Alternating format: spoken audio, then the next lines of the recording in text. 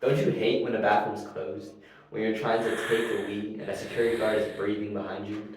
Don't you think they lie about the smoke detectors in the bathrooms? Today, we are flushing the questions surrounding the mischievous bathrooms, and we're going to answer the question, how can our bathrooms be safe? Even if you use the bathrooms to skip classes or refrain from stepping inside of them, our podcast will inform you constant issues that go down in the bathrooms to give you a heads up. I'm your host, Santiago. And I'm your host, Caleb, and we're bringing the big bathroom issues to the limelight. We're both bathroom connoisseurs who abuse our bathroom privileges all the time. And as experts in our field, we have scouted out the three biggest problems: lax security guards, poorly designed restrooms, and cults of vaping. From cliche security guards to the vape fiends, we're going to dive into the suspicions onto why our school bathrooms became Corona's hubs. So, if you're a bathroom enjoyer or a bathroom avoider, our podcast will point out the problems and hopefully insert some solutions while we're at it. Hooray! To start us off, we're going to expose the dawning security guards and bring up the question, are they really more important than something like law enforcement security guards? Yeah, it seems the only law enforcement security guard that we have is Officer Charles and no one else. In an article named Who is on Guard, found in an EBSCO database, it talks a lot about the security guards and how it increased furthermore than law enforcement security guards. In the EBSCO article, it says in 2019 through 2020, 65% of public schools reported security personnel presence at least once a week, an approximately 50% increase compared to a decade and a half before. Although the data is a bit outdated, it has proven that there is a continuous rise of security guards in schools instead of law enforcement security guards. Another quote in the EBSCO article states, security guards, like sworn law enforcement, are not evenly distributed across school settings. In particular, security guards are more likely to be found in high schools and urban schools than other settings. Not only does this prove that security guards are more commonly found in schools rather than law enforcement, it also tells us that there are more schools that don't even have law enforced security guards. Are security guards protecting the schools more than law enforcement security guards? Although security helps students, I've personally seen a lack of work, but I can't blame them because who wants to be monitoring the same hallways every single day of the week? Needless to say, is it truly acceptable that we have to rely on security guards who aren't armed and do their job half-assed? It just seems unprofessional. At least for me, I would feel more safer if there were 5 law enforcement security guards than 5 security guards. Exactly. Considering that according to LinkedIn, a security guard only needs a high school diploma and prior experience in that field. I understand that students need to be more focused and disciplined, but with the same security guards not being armed in the campus around Corona del Sol, aren't security guards more like a guardian than a defender? To add an idea, I think it would be better if the credentials needed for a security guard should be increased. There is another way to make the bathroom safer. What do you mean?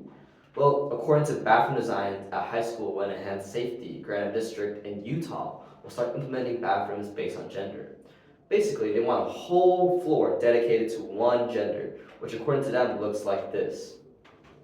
Bathrooms will have 2 large entrances that lead to individual and small rooms with toilets. Is this design possible for our bathrooms? Definitely. It might take some time and renovations to make a whole floor for one gender, but this will allow for security guards to spend less time commuting from bathroom to bathroom to check on vapors. Would the bathrooms be merged together?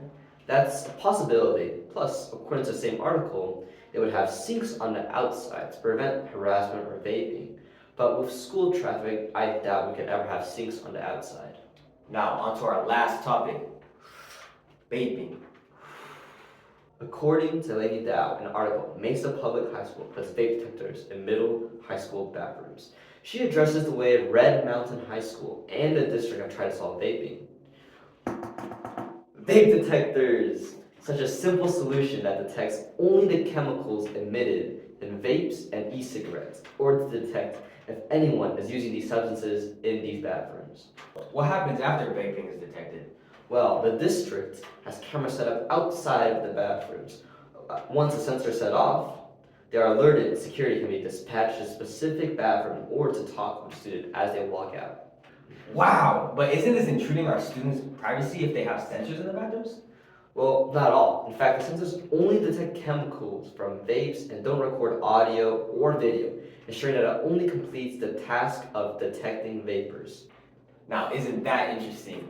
But where are those detectors? In a 2024 article named Tempe Union Takes Broad Approach to School Student Safety, it states, Tempe Union will be trying our vaping detection system at Marcos de Niza and Corona del Sol high schools this spring. Here's a photo of the detectors. Notice how they're bulky? If they were implemented in our school bathrooms, anyone would be able to point it out. But till this day, it's nowhere to be found. Instead of using vapor detectors, they must be using the security guards. That's why they're always in the bathroom. All right, hello, I'm Caleb Koo, and I'm with security guard Josie, What days do you work at school usually? usually Monday through Friday. And then what hours do you usually work? Average maybe about 6:30 to 3. And how many years have you spent working here? 20, well, I've been in the district for 26 years doing security. So I've been at Corona for about 6 years. When monitoring bathrooms, what do you look for, like concerning students? I look to make sure that nobody is hurt or ill, within a stall or Yeah. something, make sure that everybody's okay in there. That obviously that there's no drugs or alcohol passing as well. If a student is under suspicion of something, what precautions do you take? The precautions I take is I try to not make a big scene in front of everybody, so I kind of low-key it and let them know, give them that eye contact. I go directly immediately to them at times if they're in possession of something and it's visible. And I ask immediately to hand over whatever. It may be spade or, a weapon or anything, what it could be, alcohol, whatever. And I just ask them to, follow me. Let's go ahead and talk outside, or I'll wait and say, hey, I'd love to let their group, tell their group, go ahead and exit. I just need to have a word with them. I'm gonna tell you, it seems simple to add a smoke detector, but to go out your way to enforce people to keep watch of something that doesn't even happen often seems kind of pointless. I believe our schools are safer with security guards checking in all the time, but it also seems stricter. Maybe stricter means safer? That's a stretch. With that being said, I want to leave you with the question. Can our bathrooms change to be safer? Maybe not in our time, but hopefully it can in the future. I was your host, Caleb. And I was your host, Santiago. And we both sincerely hope that this podcast helped you be wary of the bathroom goonies. And acknowledge that our bathrooms in Corona del Sol will be only used for a period of 10 minutes.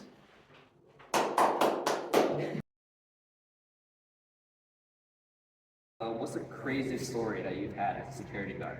And there was another one that they were having a seance.